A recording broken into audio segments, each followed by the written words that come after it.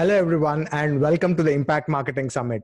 I brought together some of the world's top marketing experts to share with you their new age marketing strategies and techniques that would literally change the way you perceive and implement marketing in your day-to-day business. My name is Vamsi Pannala, and I am currently delighted to be speaking with DamonBurton. This online marketing expert has beat billion-dollar companies at their own game and has proven strategies to grow your business. As the economy shifts to digital, Burton's expertise is more important than ever in helping businesses thrive online. Over a decade ago, he beat a billion-dollar company by outranking their website on Google. Since then, he knew he was onto something and has gone to build an international search engine marketing company that worked with NBA teams and Inc. 500 and Shark Tank featured businesses. Never before has there been so many people needing something to focus their attention on, and the time is to do it. Your customers are on either their phone, their tablet, or on computer 24/7. Simply having a website isn't enough. And no one knows this better than the search engine marketing experts, DamonBurton. Since founding his company, SEO National, in 2007, he writes for Forbes, has been featured in publications including Entrepreneur Magazine, BuzzFeed, and USA Weekly, and has helped high-profile clients make more in a month than used to in a year. Not only does Burton brings in an easy to follow approach to increasing your revenue and online visibility, he's a trusted educator on the subject and has literally written a book on how to outrank your competition. His new book, Outrank, serves as a guide to those who want to dominate Google search results without paying for ads. Writing Outrank, Damon hopes to motivate business owners and educate them on search engine marketing while weaving real world inspiring stories from its 2 decades of experience online. Whether you are a beginner or an expert, when you read through the whole book, I am confident that you will walk away with new perspectives on how to increase your website traffic through search engine marketing, he said. Damon, welcome to the summit. Thanks, Betsy. I appreciate the time. Great. So I think there's a couple things we can talk about. Obviously, like you said, my background is SEO, search engine optimization, Yeah. but we're in such a unique economic time right now with the virus, and that's why my hair is so beautiful right now, because I haven't had a haircut in almost 3 months. Wow. We can talk about SEO, obviously, but then we can also talk about what's called social proof and how to increase your sales without selling and the value, and doing things like we're doing right now, bringing your expertise to an audience without expectations in return, and the value in that, and how even though you do it without expecting a sell, it still attracts sales. So depending on how our conversation evolves, let's start with SEO, and then we can probably also talk about a little bit of social proof as well. Absolutely. Yeah. So what I'll do is, give me 1 second, I'll share my screen here. We'll just kind of start with the general outline, and then, we can talk about as much or as little of this as you want. All right, can you see this? Yes, I can definitely see that. Okay, so as you said, I've been in SEO for quite a while. I've been in here for 13 years, and a little bit about me is on the personal side. I have 3 kids, also been married for 13 years, and as you mentioned, I write for Forbes. So let's see if I can figure out how to go. I'm going to change this view a little bit here so I can jump back and forth on some slides. My background, I started in internet marketing, over 20 years ago in 1999. So my first introduction into the world of websites was I started this car enthusiast website. I used to be really into cars, and so I started Elite Rides in 1999. I started learning design in 99 and started Elite Rides in 2001. So I've been in this forever. I'm going to kind of skip over some of this stuff, as you already mentioned. Now, the thing about SEO is that a lot of people say, it's complicated, it's time consuming. There is some truth to that, but what I'm hoping to help you and your audience with today is to understand the basics, because the basics are what I feel have contributed to my success over these 13 years. I still have some of my first clients from 13 years ago, and most other agencies, it's hard for them to even keep a client for a year or two. And I think a lot of that success is because I stick to the basics, and so I want to talk about a lot of those basics today. Sure. As you mentioned, I have some clients that make more in a month than they used to in a year. this gentleman here, Joseph Hansen, he's been a good friend of mine now for about 13 years. His first project that we worked on, he went from, doing 34,000 in his holiday sales. He used to own a retail product. Mm-hmm. And so he went from 34,000 in primarily, November, December kind of timeframes over to 183,000 just a year later with SEO. And so this is like a really old example, but it shows you how powerful it was even when, working on these kind of like quote unquote smaller sites. And then, so this applies to the small sites. And then, as you said, I've worked with big NBA teams and multi-million dollar companies. So everything we're going to discuss today, whoever's watching, whether your website's big or small, these same rules can kind of contribute. Sure. Now, the main problem with SEO is that you're not feeding Google and search engines what they want. Because if you think about it, Google is trying to protect their reputation. Mm-hmm. When they send a visitor to a website, it's because they think that's the best answer to solve the customer's problem that they searched. And if they send people to websites that don't solve those problems, then that makes Google look bad. And so if you understand that, search engines are an algorithm, that means there's things they want and things they don't want. It's like a machine. And so once you start to give it those things that Google wants, you scratch Google's back and it's going to scratch yours. So what we're going to talk about today is kind of 3 areas of focus. One is, how is your website built? Mm-hmm. The other is the content within your website. Yeah. And then the third one is the credibility. Are other people, other websites talking about or linking to your website? Sure. Now let's start with how your website is built. So some of the main focuses are, does your website load quickly? Is it mobile friendly? Is it user friendly? Because back to what we just said, Google wants to reward the customer with an accurate website. And so I'm sure you don't like a slow website. Other people don't like slow websites. So Google doesn't either. So you want to make sure your website loads quickly. Now, once your visitor gets to your website, do they know where to go? And so you want to make sure that it's user friendly as well. And then it's really important to be mobile friendly too.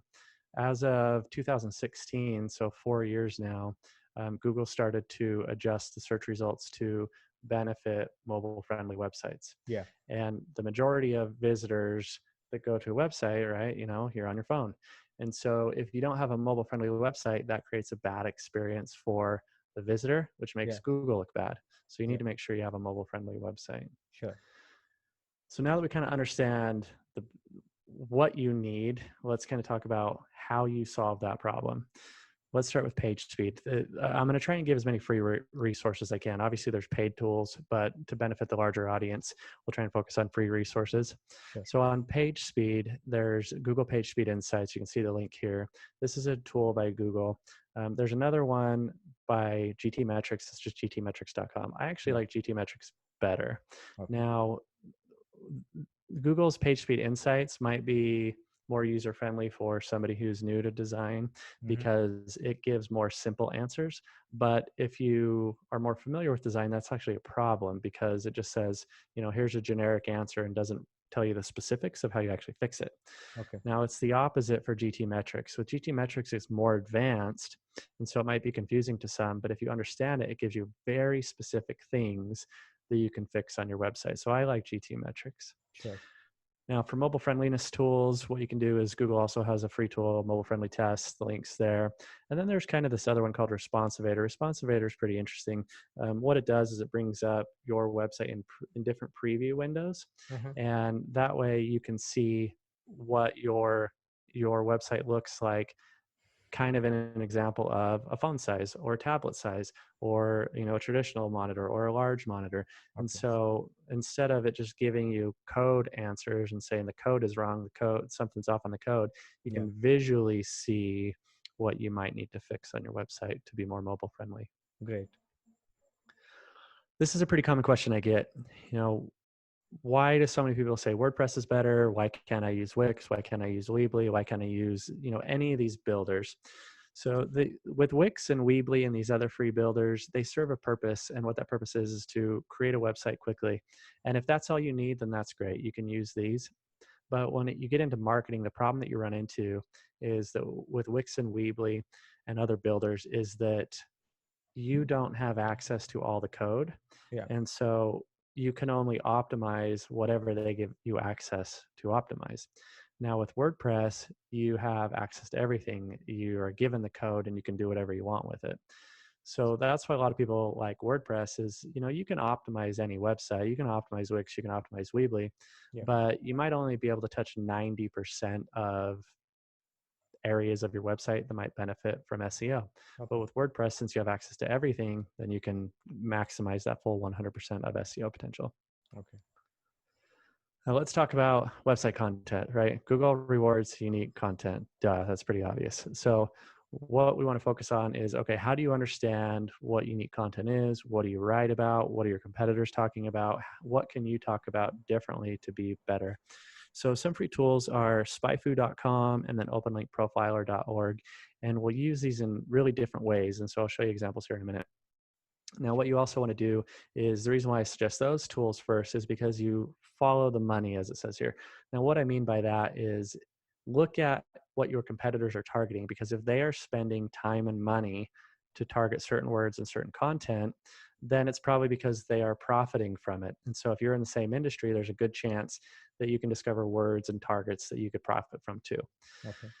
After you identify what you're going to target, then you have to start writing content to support those targets. And so then we'll explore tools that you can use to come up with, topics to write about, or what if you don't like to write? What if you're not a writer? Then what can you do to have somebody else write for you? Yeah. So let's cover some of these. First one is SpyFu. So I have just little screenshots of the more important parts of SpyFu. You come to SpyFu. In this example, we're going to look at Zappos.com. So you can type in your domain, and it's going to give you charts that look something like this. And so you can see some interesting estimates. Now, keep in mind, these are estimates because nobody knows exactly how much traffic a website gets unless you own that website and have analytics installed. Yeah. So this tries to collect data to make assumptions on the traffic. So when I look at these, I don't say, okay, this is the exact amount of traffic, but what I can do is I can compare this website to another and say, okay, this theoretically has more or less. And so I use it to compare more than believe the exact data. Okay. Now, if you scroll down further down on this page on SpyFu, you'll see something that looks like this. So on the left, you see organic keywords. And then if they are spending enough money for SpyFu to detect paid ads, then you may also see some paid keywords too. Okay. Now, even though most of what we're talking about today is for non-paid organic results, it's still good to look at the paid ads because, like we said, follow the money. If they're throwing money at paid keywords, then they should be getting a profit return from it. And so maybe you can identify some words that you can profit from too in targeting. All right. Now, what you want to do is you want to start to kind of collect these words, because what we're doing now is saying, okay, what do I want to target? Where's the money at? How do I show up higher on search engines? Because you don't want to be on the top of Google just to say, hey, look, I'm on top of Google, right? You want to be on top of Google because it's making you money. And so that's what we're trying to figure out right now is what words, if we showed up, could we profit from? Okay.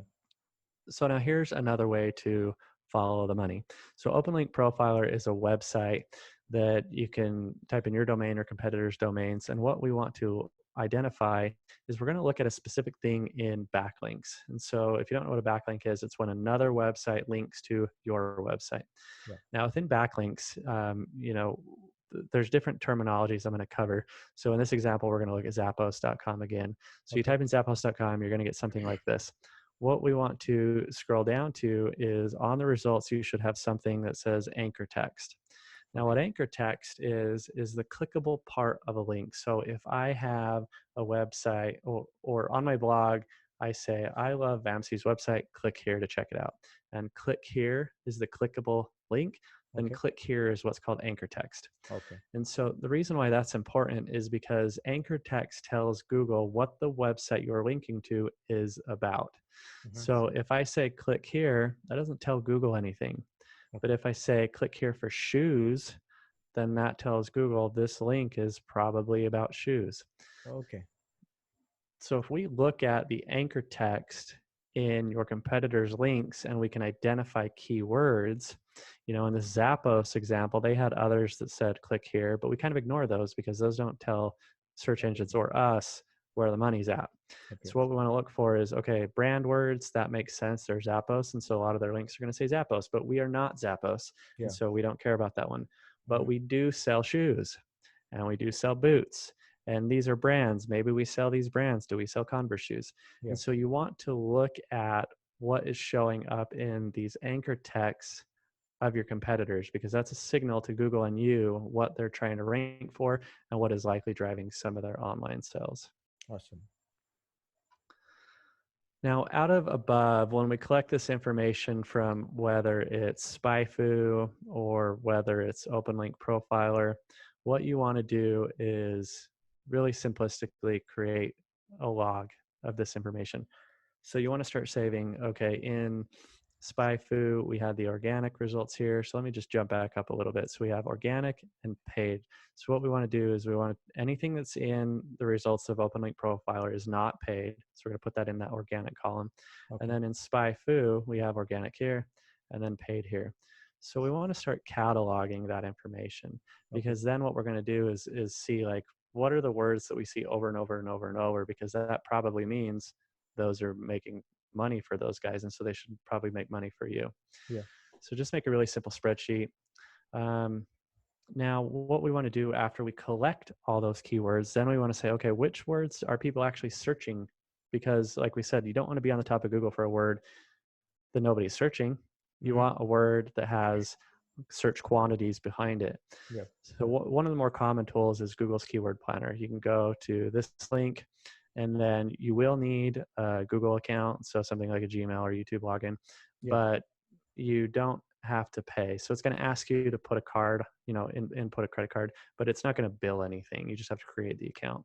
Yeah. So if you put that in, then you should have access to something like this. Now you can input your keyword. And so here's where we are going to paste all those words that we saved here. Okay. So now we're going to paste them all in here. So the paid ones and the organic ones, because we want to get info on all of them. Okay. Now what it's going to do is it's going to show, it's going to say, okay, what type of information do you want to look up? Now there's a new, the design looks a little bit different than since I took these screenshots, but you should be able to understand what you're looking for. You're looking for something that says get search volume. Okay. You paste in all those results from here. You paste all those into here. And then it's going to give you results that look something like this. We can kind of ignore what I've marked red. What we want to look at is this volume here. And what we're trying to understand is not necessarily the exact number of searches, but we want to say what gets more searches. So I would have thought that shoes had more searches than boots. Yeah. But boots has more searches than shoes. So that tells us, okay, if we sell boots, then we have a bigger audience in boots. And maybe we only sell a little bit of shoes, but we thought we could sell more, but now the data says no, more people look for boots. So this will kind of help you understand, okay, where is the bigger audience? And don't just go after the one that has the biggest search volume. Go after the one that has good search volume and is the most closely related to your product. Because if you don't sell Converse shoes and you do a ton of effort towards Converse, Google is going to say, hey, why is Damon pushing this website when he doesn't have any good content? He doesn't have any products about Converse. And so you can actually do more harm than good, because then Google says all these things keep saying Converse, Converse, Converse, but we don't see any products here. And so we're not going to send any customers there. Agree. So find the right balance of what keywords have good search volume and are exactly the type of product you offer. Okay. Here's another way to kind of understand, right here we were trying to identify which keywords are better or worse. And here's another way. So what you can do is you can just ask Google. Now this will only work on a desktop. It won't work on a mobile. But when you type in this case, shoes, then you're going to see it'll say there's approximately 514 million results. Now this number will be a little different depending on your location. If you search it, there's going to be a different number for your location than mine. But what we want to look at is as we type in all of these words that we've saved, which ones have more sites, because we want less sites. Because if there's more sites, that's more competition you're fighting against. Yeah. And so you want to identify words that are closely related to what you sell, have good search volume, and have low competition. Okay. So I don't know if you can see kind of down here, this is kind of my general rule. I'd say anything below 500,000 results is easy. 500 to 1 million results is kind of average. Okay. I'd say most of my clients I work with are somewhere between 1 and 100 million results. Okay. And then anything above that is still manageable, but it's going to take a longer time. So you have to have realistic expectations about, what words you can probably rank for quicker Okay. versus the other ones that have more competition, but maybe there's more search volume. And so they're worth targeting, understanding it's going to take more time. Can I ask you a question here? Yeah. So shoes as a particular word is a short tail keyword, right? So, and that is probably the reason why we have that many number of results. So many. So would that be the same thing? Would you recommend if we are looking at either mid tail keywords or long tail keywords? Yeah, so that's a good example of kind of what we were talking about, where you want to look at what has less competition and more search volume. And that's why I said, don't go for the ones that have the most search volume, because like you said, Boots has a ton of searches, which sounds great, but you don't want to target that necessarily if you sell just, sneakers and not boots.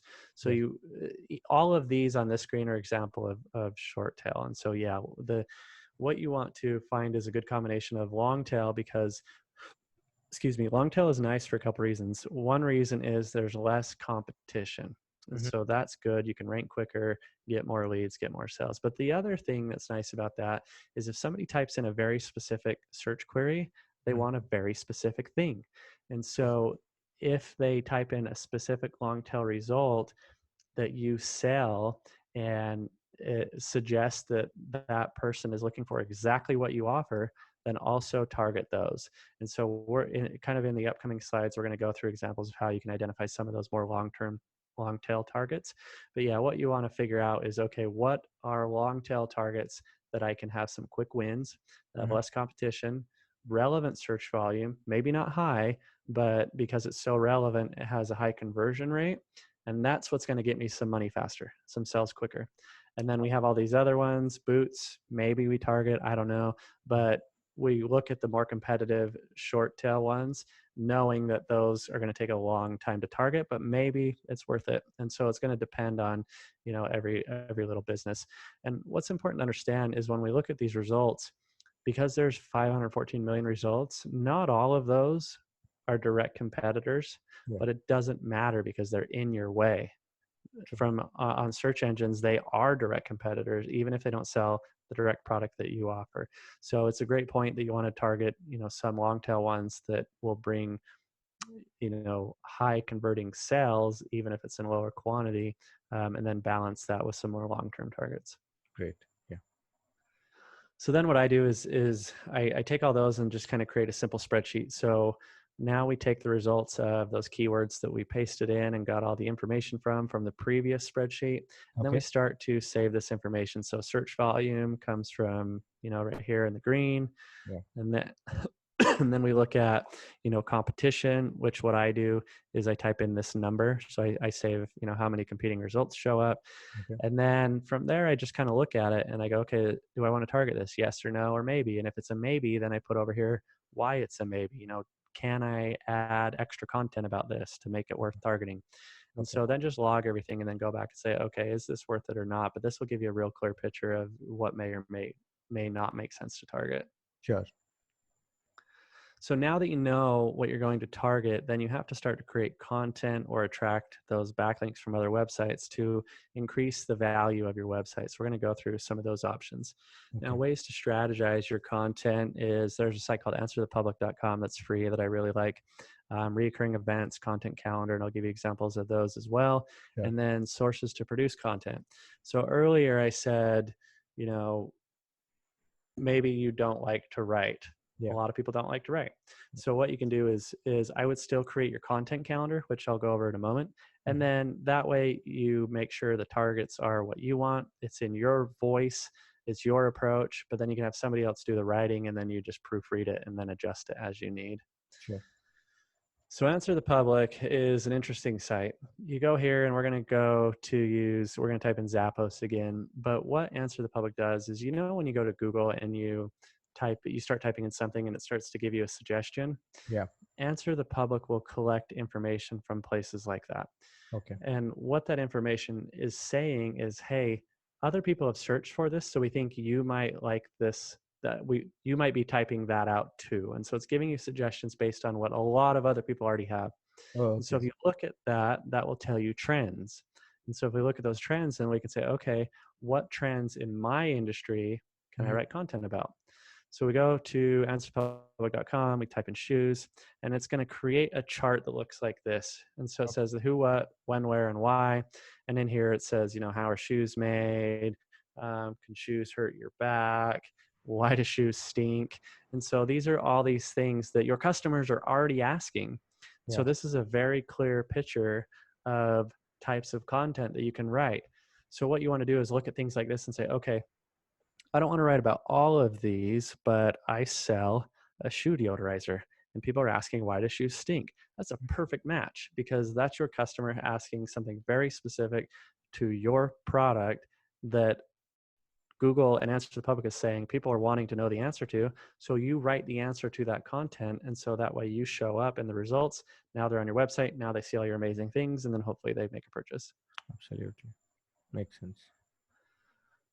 Some other resources that you can use is, these are some content calendars that I created a while back. If you go to seonational.com/free, there's some of these templates here. And what it is we built out a 12-month calendar. So this screenshot is just January.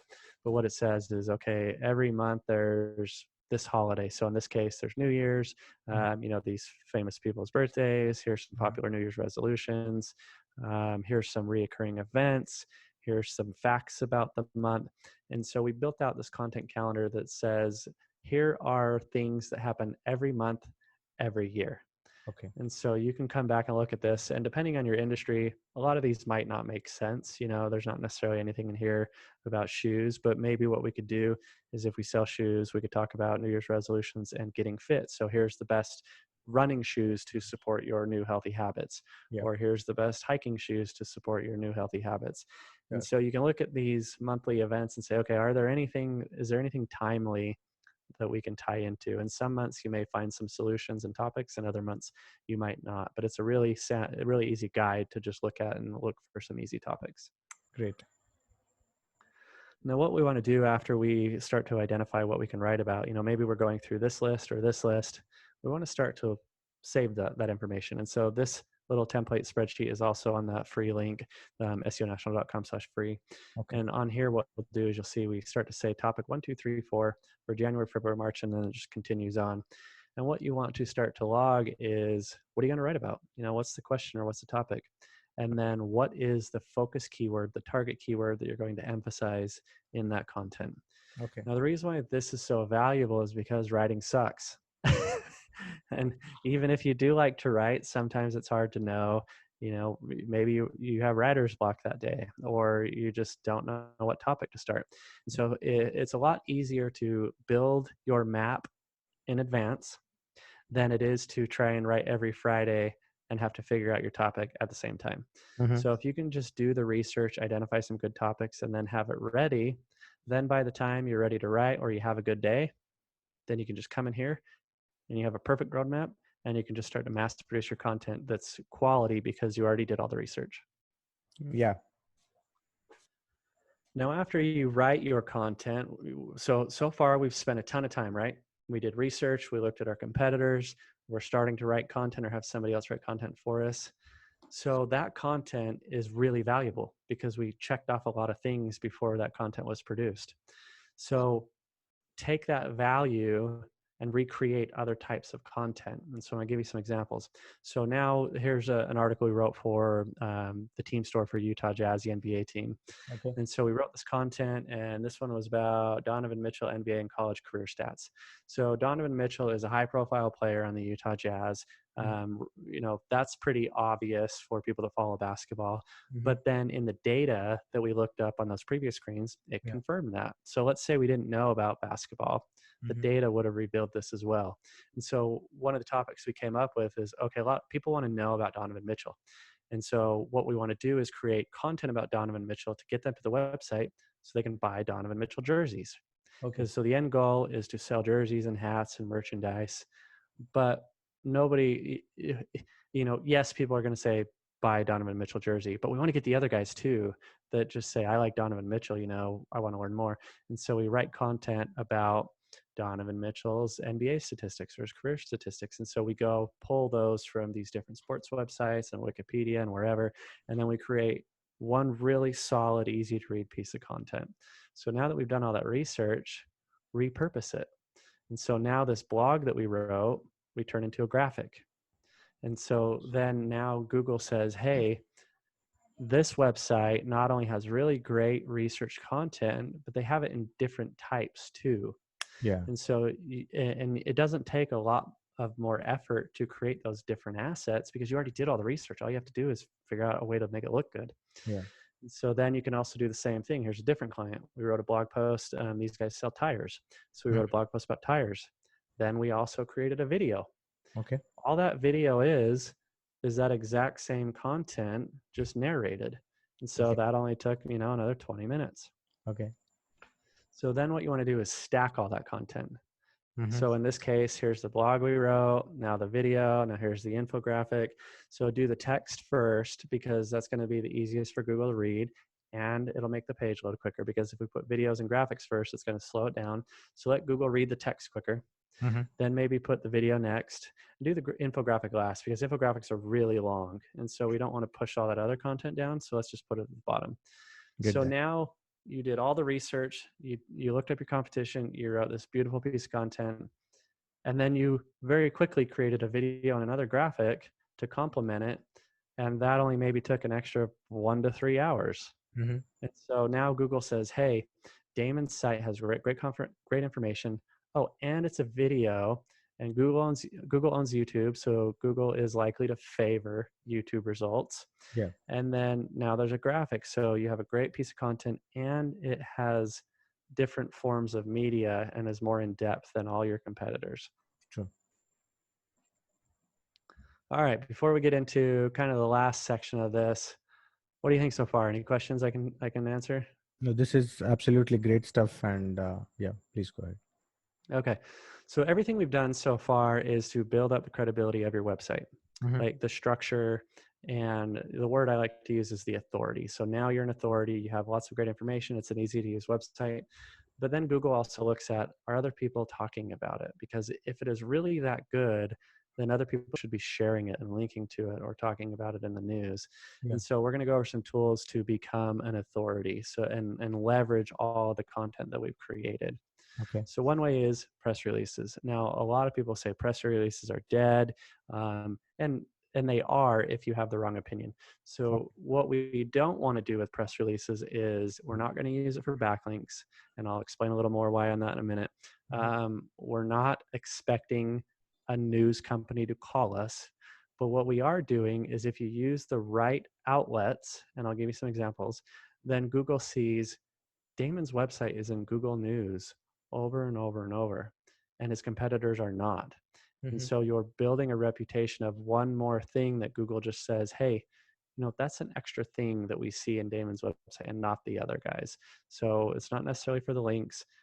We're not expecting somebody to call us and think we're famous or amazing. We just want that consistency in being a little bit better than the competition in a few other ways. Now, one problem that a lot of people say next is, okay, what do I write about? My business isn't that cool. I fix toilets. Like, how am I going to write a news article about toilets? Okay. So here are some just really generic examples. You can talk about promotions. So maybe you are running some sort of discount. So if we're joking about the plumber example, maybe in the fall, you do a promotion, you do a content piece where it's important to understand on these press releases that these are informative. These are not a sales pitch.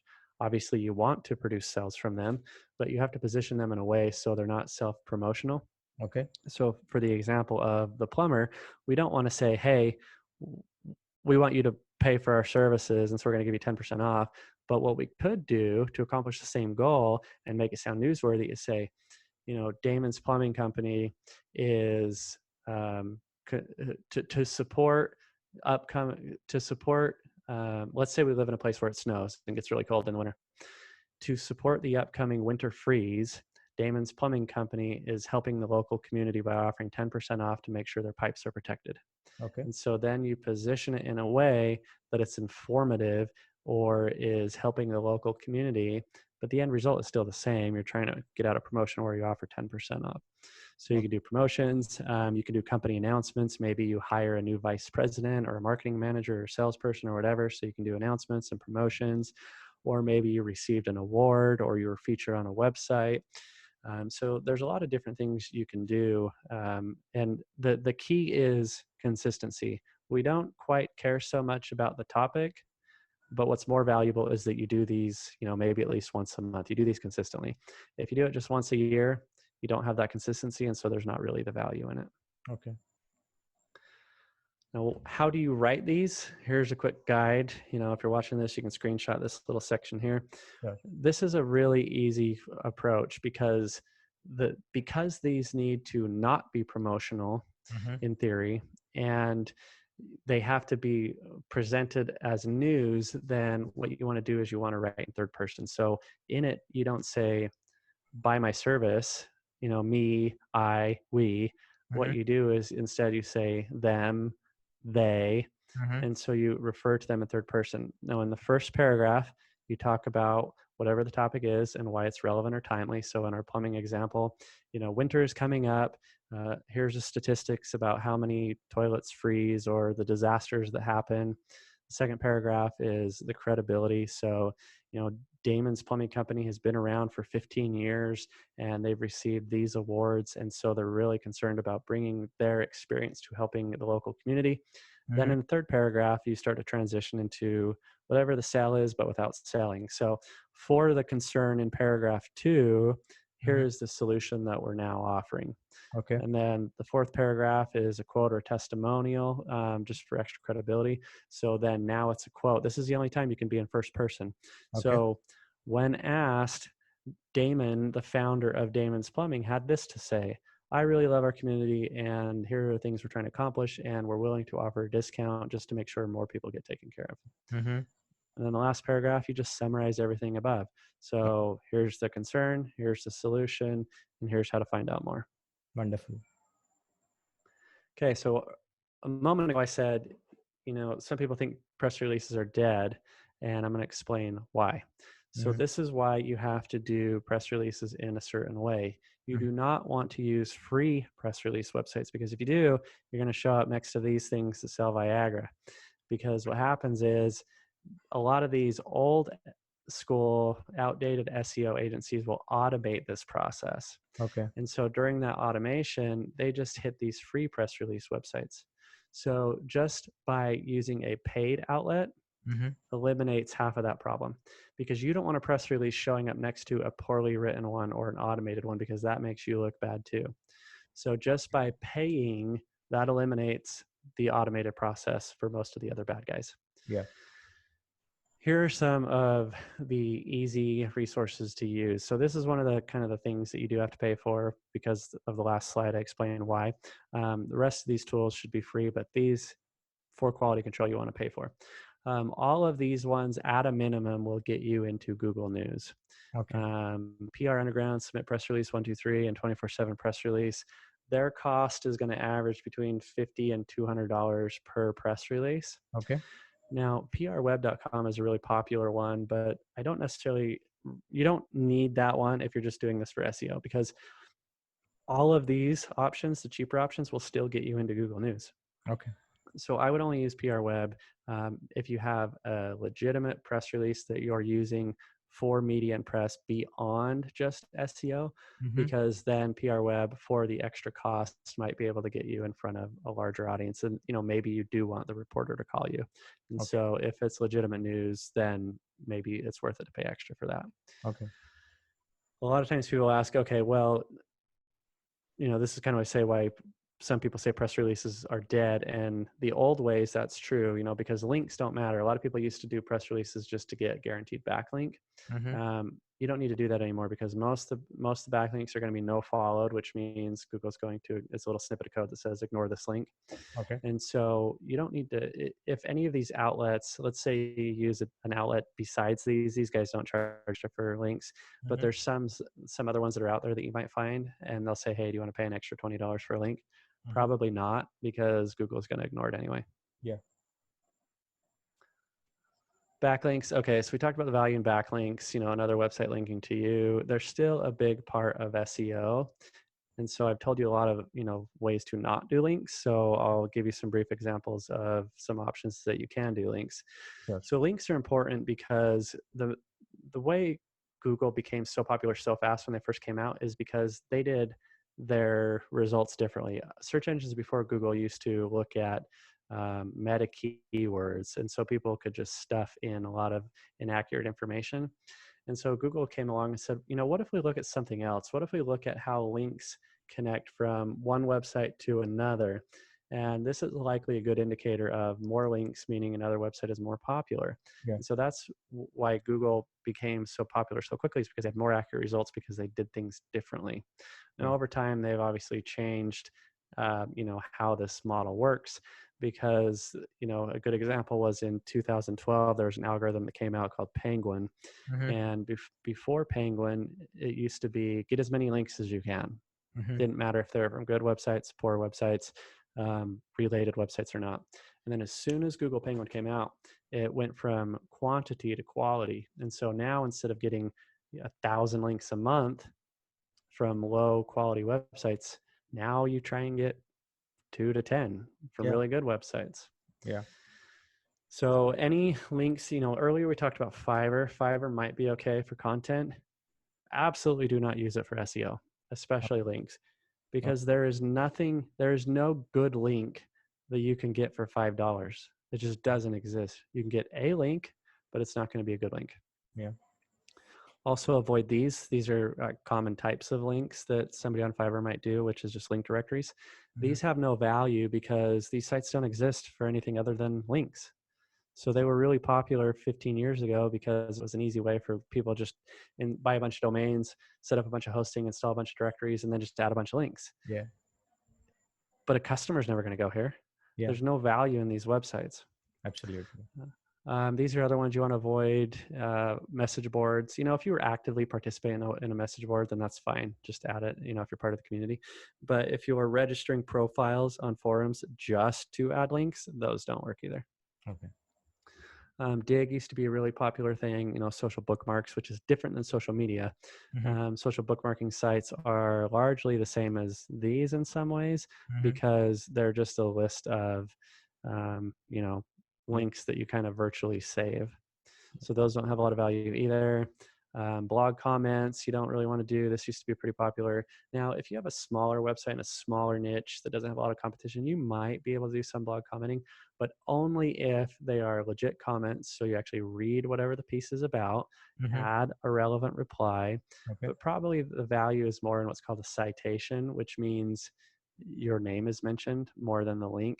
Okay. Because the problem that you have with these blog comments is you see that this name of this commenter is Sacramento Professional Search Engine Optimization. That's not a person's name. Yeah. What they're doing is they're doing that for the anchor text that we talked about earlier. Sure. So that link now tells Google that it's about an SEO company in Sacramento. Mm-hmm. But Google clearly understands that that's not real, and so it kind of penalizes these blog comments for the most part. So if you're going to do these, I wouldn't do these for like large companies. There might be a small chance that there's some value for a small company. Okay.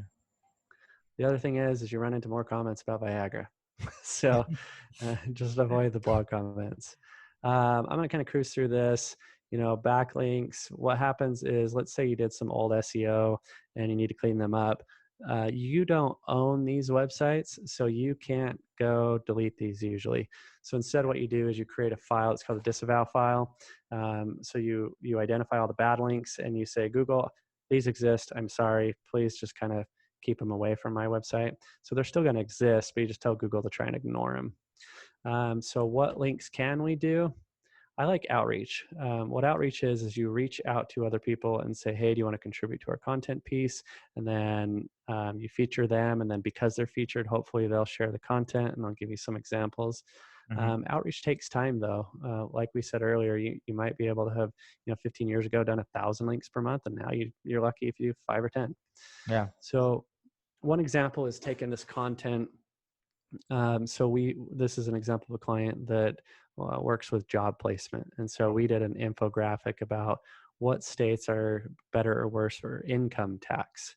Okay. So as you're searching for jobs, where can I keep more of my money when I get a job? And so we create this graphic, we send it out, so you can create shareable assets. So that's an example of, public data. Next, we're going to give the example of crowdsourcing info or reaching out. So this isn't one that we did, but this was from a woman named Ellie Bishop that works at a company called Clearlink. And so Clearlink owns a company or a website called cabletv.com. So Clearlink sells TV and alarm systems and home entertainment. And so they have this website called Cable TV, and on it they did an article that said, we're going to pay you to watch all 20 Marvel movies. And what they did from there is they did some announcements, and they reached out to media websites like this news website, Unilad, wherever. And so what happened is this went viral because what they did is they said, we're going to pay you $1,000 to watch movies. Sounds awesome, right? Absolutely. So who wouldn't want $1,000 to just sit around and watch movies? So part of the rules was something like, well, you have to tweet as you're watching the movie and tell us, what you like and what you don't like. But they reached out for other people to share this, and it just went viral. And so they ended up getting featured on, Forbes and all these other places. And in the presentation that Ellie Bishop gave, she said that it resulted in approximately $500,000 in publicity, 224 links, 100,000 views. So they strategically just came up with a piece of content and then reached out and shared it. And, then, $1,000 to give somebody to watch movies, and out of it, they received $500,000. Seems like a pretty good investment. These were some charts that she provided that show just how their link growth has, and traffic and organic has increased over time with the strategy. So they do a lot of outreach, and so this is a perfect example of doing outreach at scale. But you can see how it takes time. Year one, year two took a little bit of time, and then it just starts to double and double and double. Great stuff. I'll kind of leave you here towards the end. Here's some tools you can use: Pitchbox, Ninja Outreach. What these do is help you identify websites to reach out to. So you can type in whatever your industry is. If you're in shoes, you type in shoes, and then it goes and finds a website about shoes. And then it tries to find you the contact information for those people. And then you can reach out. And then after you've written your great piece of content, you can say, hey, here's this great piece of content that I think would benefit your audience, and then hopefully they'll share it. It's kind of a numbers game, not everybody's going to accept or even reply or feature your content. So these programs help you scale that and automate some of the process of communicating, but allow it to look like it's still really somebody carrying on the conversation. All right, kind of the last thing, we'll recap. On-page SEO, you want a website that loads quickly, good site structure, mobile-friendly, unique content. And then external to that, your off-page SEO. You want links and citations. Citations are when somebody mentions your brand without actually linking. You want to create a buzz. You want to create some chatter and talk about your website. And it's important to get that from related websites.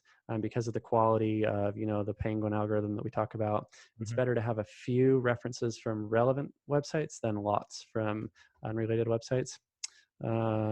Redundant there. That's it. That's the end. If you want to find out more about me, if I can help you, I'm pretty active on LinkedIn and Facebook, and I just wrote a book about SEO, and I'm going to be launching this page here, freeseobook.com, and you can grab a copy. Honestly, this is great stuff. I probably read some of the stuff that you have covered, but the outreach methods, especially with respect to doing media publicity and those kind of things, I don't think I've read anywhere. So that's something which I think a lot of people want to try, because you kind of busted a myth that they still work provided you do it the right way. Right. Yeah. And one of the other questions that I had was, especially people who are beginners, or a lot of people do believe that SEO is very overwhelming, considering that you got to do a lot of research. There are a lot of resources out there, so they're really not sure which one is the best. And how do you go about launching your own strategy on what kind of keywords that you have to come up with, what is LSI keywords, and how do you have to use them when you're writing a blog, so on and so forth. So people who are really starting out, doesn't have budgets to have tools like Ahrefs or Moz or SEMrush or some of the other Mhm. paid tools. So do you still recommend that having an access to a tool like Google Keyword Planner is sufficient enough, or do you also think that at some point people have to have subscription to those paid tools so that they get access to more data and probably their chances of ranking for some of the keywords will really increase? Yeah, I mean, you don't need any of those tools for a while because, like when you track SEO, especially if it's a new website, uh, what you first look at is rankings, and so if it's a new website, you're on page 20, and so what you want to look at is, does it go from page 20 to 15? Now, nobody's going to click on it back then, but what you want to see is just the forward progress.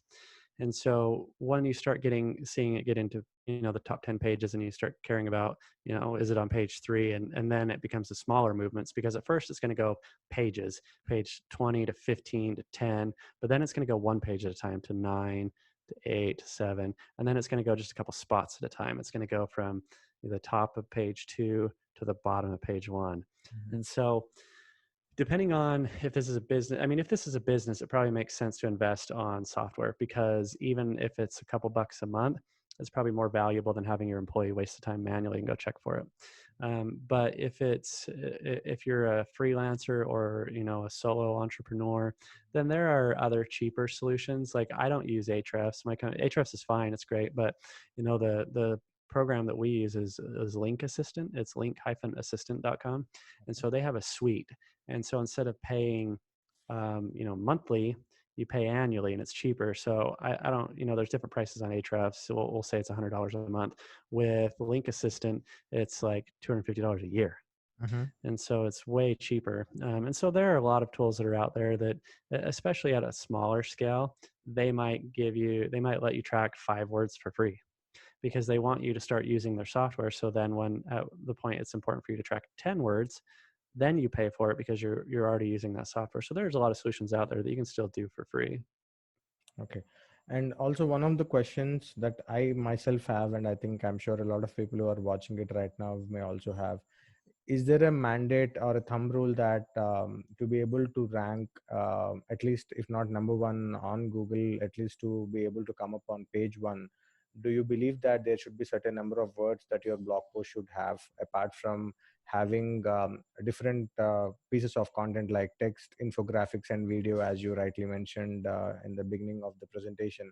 Do you also believe that it should have a certain number of words to be able to rank better on Google? It's going to depend on your industry. So when there's not an exact number. No, there's not an exact number. Um, what I'll give you an example of how we changed our process, and that'll probably answer it. Now, years ago, for most of our clients, we used to write blogs weekly, so 4 or 5 a month, Mm-hmm. and those would average between 600 and 800 words. Now, what's important for me is I didn't want to match a word count. I would rather have a piece of content be more accurate, more valuable, and be 500 words than to start stretching it out and just talking about nonsense to try and get 800 words. Mm-hmm. So the relevancy and value is way more important than an extra 100 words. Now, with that being said, we, about a year or 2 ago, we changed our model where we don't write 4 or 5 a month. Now we write 1 or 2 a month, Mm-hmm. and it's longer form. So we still spend the same amount of time, but we do way more research. We find more valuable content topics. And so instead of 4 or 5 articles that are 600 to 800 words, now we do 1 or 2 that are 1,200 to 2,000 words. Now, I still don't have my team follow an exact word count, because the value of the topic is more important to me than word count.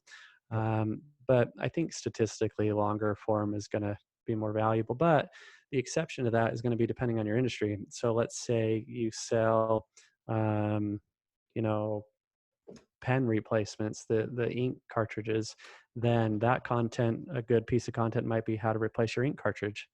If that only takes 3 steps and is 200 words long, then that only takes 3 steps and is 200 words long. So the value of your piece is more important, and it can be shorter depending on your industry.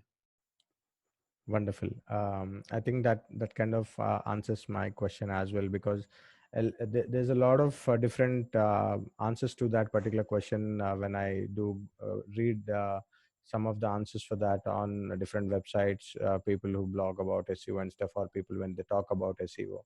So I think it really makes sense that your post should be as big as possible, the kind of solution that you're providing to that problem. Yeah, yeah, exactly. Yeah, the value is way more important. Everything in SEO, whether it's links, content, the value is more important now in Google's algorithms than the quantity. Any resources that you probably want to help people know if they want to learn SEO and make a career in SEO? Oh man, I don't know off the top of my head about resources for like if you want to become a freelancer. Moz is obviously a big popular option. They have a lot of great free resources. Um, the SEO book that I'm doing for free, you can grab, and then also on that website, what I'm going to do is there's a link on there to I have a free SEO group, and so I get in there every couple of days, and either we'll share presentations like this or articles that I wrote or advice that I wrote. There's tons of free options. I think Moz is probably the best free resource, and then I'm happy to help out on my resources as well. Sure. Maybe if you could just send your link to your group somewhere, maybe I can add it as a part of the page where people can join if they are interested. Yeah. So it'll be on freeseobook.com, and then you can also just go straight there to, if you go to seonational.com/Facebook, it'll redirect you to the longer Facebook link. Wonderful. Great. Yeah. So that's all I have with respect to what I wanted to ask, Damon. So it was really a pleasure having you, and thanks in the first place to be able to accept and come on this summit, and really giving the kind of value that we really expected from a person like you, working with billion-dollar companies, helping them with their online game. And it was truly up to what your intro has been. So I'm really, really happy about having you on the summit. And anything that you want to say before we sign off? No, I appreciate the invite. Yeah, I guess the last thing I say is be patient with SEO. It's a slow process a little bit, but it's for a good reason. We talked about a lot of things, and it just takes time to do those things. So once you're patient with it, SEO tends to have the bigger return. So before you start, just have a good understanding. Are you willing to go through that patient process? And then as long as you accept that, you have a lot of potential for success. True. Wonderful. That's all about it. Thank you so much for your time again, and hope to have many more sessions like this in the future for this audience. Yeah, thanks for the invite. Thank you so much.